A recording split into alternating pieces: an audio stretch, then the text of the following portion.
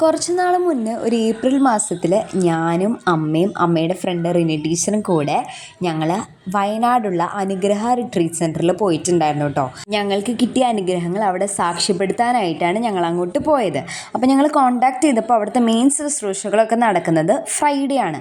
പക്ഷെ നമ്മൾ തേഴ്സ്ഡേ തന്നെ പോകണം. പിന്നെ ഞങ്ങൾ കോൺടാക്ട് ചെയ്തപ്പോൾ നമുക്ക് തൃശ്ശൂരിൽ നിന്ന് വണ്ടിയുണ്ട്. അപ്പോൾ ഞങ്ങൾ രാവിലെ തന്നെ തേഴ്സ്ഡേ പുറപ്പെട്ടു. നമ്മുടെ നിയോഗ പ്രാർത്ഥനയുടെ സ്ഥലത്ത് എത്തിയിട്ടോ. അപ്പോൾ അവിടെ എത്തി ഞങ്ങൾ സ്ഥലമൊക്കെ കണ്ട് പരിചയപ്പെട്ടു. വേഗം പോയി റൂം എടുത്തു. പിന്നെ ഇവിടുത്തെ ശുശ്രൂഷകളൊക്കെ എന്താണെന്ന് മനസ്സിലാക്കി.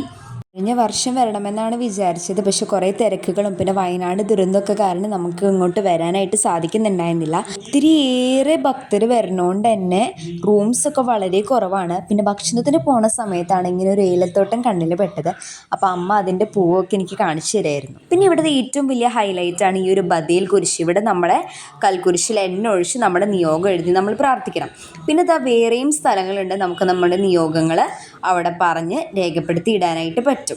പിന്നെ ഞങ്ങളിവിടെ മെഴുകുതിരിയൊക്കെ കത്തിച്ച് ഞങ്ങളുടെ പുതിയ നിയോഗങ്ങളൊക്കെ സമർപ്പിച്ചു. പിന്നെ അവിടുന്ന് 2-3 കല്ലൊക്കെ വെഞ്ചിരിച്ച് ഞങ്ങൾ എടുത്ത് വെച്ചു. നമ്മുടെ ഒരു പുതിയൊരു ആഗ്രഹത്തിന് വേണ്ടിയിട്ടാണത്. പിന്നെ ഇവിടുത്തെ കൊച്ചു പള്ളിയാണ് കേട്ടോ ഇത്. പക്ഷെ കാണുന്ന പോലെയൊന്നുമല്ല. കുറച്ച് നേരം കഴിഞ്ഞ് കഴിഞ്ഞാൽ ജനപ്രവാഹമാണ്. ഇതിൻ്റെ ഉള്ളിൽ സ്ഥലം എന്ന് പറഞ്ഞ സംഭവം കിട്ടില്ല. ഇപ്പോൾ രാത്രി ആയപ്പോൾ നമ്മുടെ മാത്യു അച്ഛൻ്റെ ടോക്കായിരുന്നു. അപ്പോൾ ഞങ്ങളെല്ലാവരും അത് കേൾക്കാനായിരുന്നു. പിറ്റേ ദിവസം രാവിലെ ഞങ്ങളെല്ലാവരും കൗൺസിലിങ്ങിന് പോയി. അപ്പം തന്നെ അവിടെ ബാക്കി പ്രയറും കാര്യങ്ങളൊക്കെ നടക്കുന്നുണ്ടായിരുന്നു. പിന്നെ നമ്മൾ നമ്മുടെ മെയിൻ ആവശ്യം ഞങ്ങളിവിടെ വന്നത് തന്നെ സാക്ഷ്യം രേഖപ്പെടുത്താനാണ്. അപ്പോൾ അതിനുള്ള കുറച്ച് നാളുകൾക്ക് മുമ്പ് ഒക്ടോബർ മാസത്തിലുണ്ടായ നിയോഗ പ്രാർത്ഥനയിൽ പങ്കെടുത്തു.